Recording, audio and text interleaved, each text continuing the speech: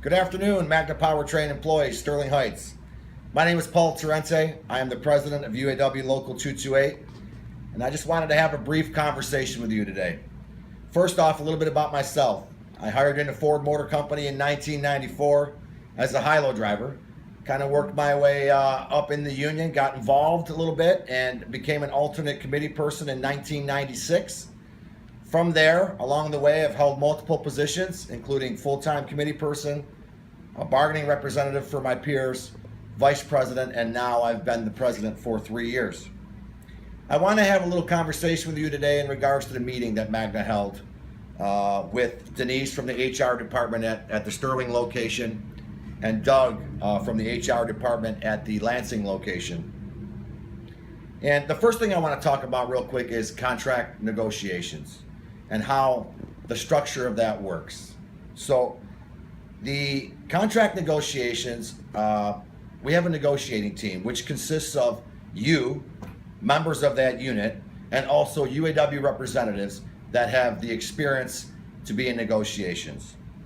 The topics that we discuss are not topics that we just pull out of a hat.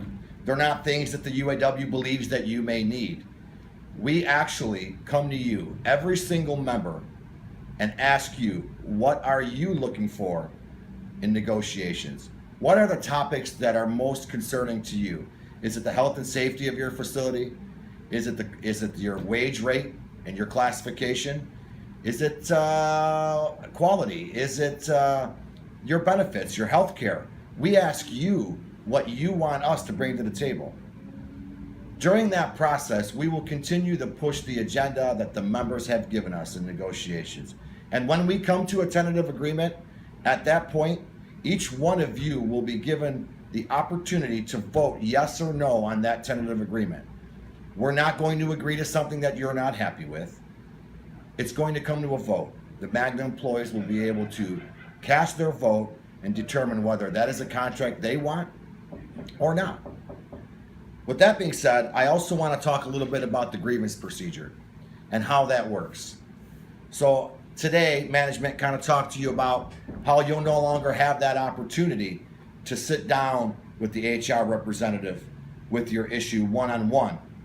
Well, that's not necessarily a bad thing, because if you have an issue, you're going to have the ability to call your committee person who will come down and discuss that issue with you and then talk to management about your issue. When that committee person goes to management about your issue, it's not just your issue. It becomes your issue, your peers' issue, your union's issue. You have a collective voice going into that office and talking to management about your issues. That is a major, major benefit to each and every member of the UAW.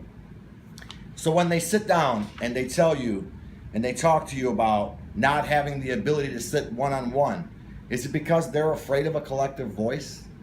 Is it because of the fact that they don't want you to have an opportunity to have representation who have knowledge in negotiations, who have knowledge in past practices and knowledge in umpire decisions and things that can correct the workplace?